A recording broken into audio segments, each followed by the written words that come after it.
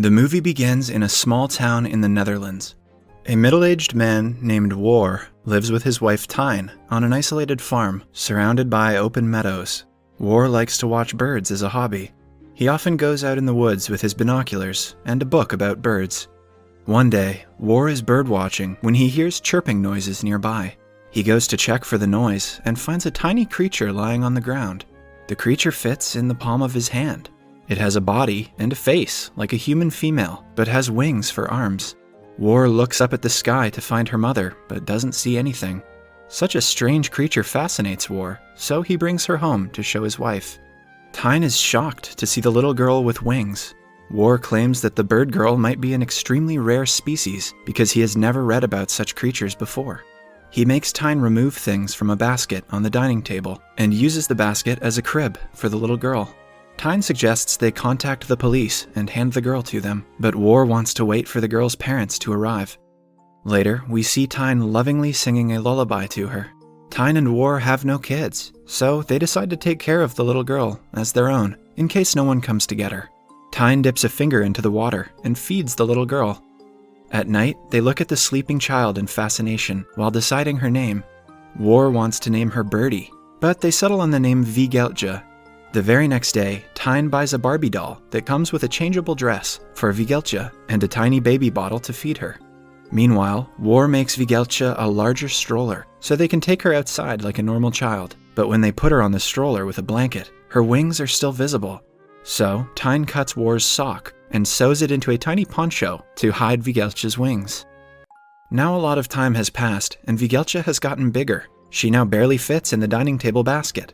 She has still not learned to talk and only makes noises like a bird. One day, Tine notices Vigeltje trying to fly. As time goes by, she starts acting more like a bird than a human. Tine is distressed by the fact because she wants her daughter to be more human. Despite the fact that she is different, Tine tries to teach her to speak and eat with her feet. The two have made a tiny crib for Vigeltje right beside their bed, but she jumps into their bed and sleeps in between the couple when she is scared. One day, Tine hears Vigeltje saying the word Nini. She thinks the girl is calling her mama. From that day onwards, she teaches her the alphabet, but Vigeltje doesn't seem to get it. She also notices Vigeltje eating bugs from the floor. Thinking that it is normal for birds to eat bugs, she serves Vigeltje worms on a plate and makes her use her feet to eat it. When Vigeltje cannot do it, Tine is frustrated. She believes that Vigeltje can only learn manners by copying other people around her. The following day, she takes Vigeltje to a restaurant. Vigeltje sees pet birds flapping their wings and does the same. Afraid of being noticed, Tine takes her to a bathroom cubicle and asks her to flap her wings there. She waits outside, talking to a woman. When Vigeltje doesn't come out after some time, Tine opens the door to see only her shoes. She gets a glimpse of Vigeltje flying away through the window and yells her name, but to no avail. Tine goes back home, still worried for her daughter, and tells War about the disappearance. They figure that Vigeltje mustn't have gone too far, so they make their way to town to look for her. Meanwhile, we see Vigeltje flying with a group of birds, having the best time of her life. She suddenly loses her balance because of the wind and lands on someone's bed through a skylight window. It turns out the room belongs to a little girl named Lotje. Lotje is fascinated by Vigeltje's wings and asks her where she got them. The two befriend each other. Meanwhile, Lotje pretends that she is also a bird and takes Vigeltje to a nearby tree. Vigeltje easily climbs up and sleeps on a branch, while Lotje naps on the lower branch. War and Tine can't stay at a hotel because all the rooms are booked. They somehow end up coming to the same tree and sleeping underneath it. In the morning, the couple meets Lotje, who tells them about a bird girl sleeping on the upper branch. But before they can get to her, Vigeltje has already flown away. As the couple tries to leave, Lotje follows them, claiming that she'll help them find Vigeltje. They get on a bus while following a flock of birds. Tine doesn't want to take Lotje with them because she has a lot to handle, but the little girl claims that she can take care of herself. Vigeltje is flying with a flock of birds, but cannot keep up because of their size. She lands on the roof of a church. The people see her and call the firefighters to bring her down. When a firefighter reaches her, he sees her flying away from afar. The people assume the girl was taken away by eagles. The news makes the television, and War sees it too. The couple then goes to the firefighter's house and tries to tell him about Vigeltje being a bird. He almost doesn't believe them, but tells them that the bird went south. He even offers to help them find her.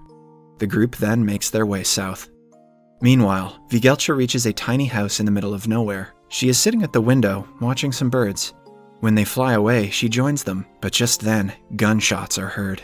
The group follows the noise, and Locha finds Vigelcha at the bottom of the well. They use the fireman's gear to go down the well and see that it is just Vigelcha's poncho. As night approaches, they still haven't found her, so the group goes to a nearby hotel to stay. Tyne has started treating Locha as her own daughter. At night, Locha notices a strange boy on a tree outside her room. She joins him, and the two have a nice chat. Later at night, the boy is sleeping on his bed and hears a noise from under it. When he checks, he is surprised to see Vigelcha sleeping under his bed.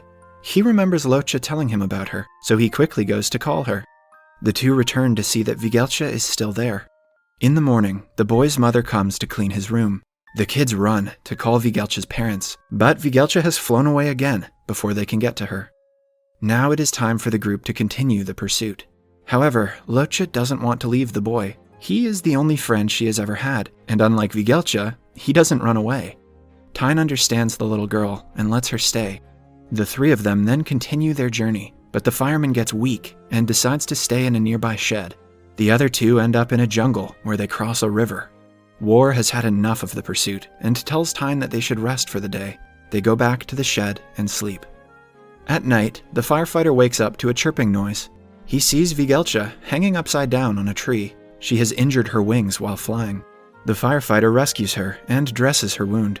When Vigelcha tries to fly again, she is successful. In the morning, the firefighter tells Tyne and War about his encounter and assures them that Vigelcha is fine. He then separates from the couple, who still pursue their daughter. They reach a beach and see Vigelcha fly away towards the sea. He runs toward the sea as Tyne follows behind. They rescue a drowning Vigelcha from the water and bring her back. In the following scene, the three are back home, having dinner.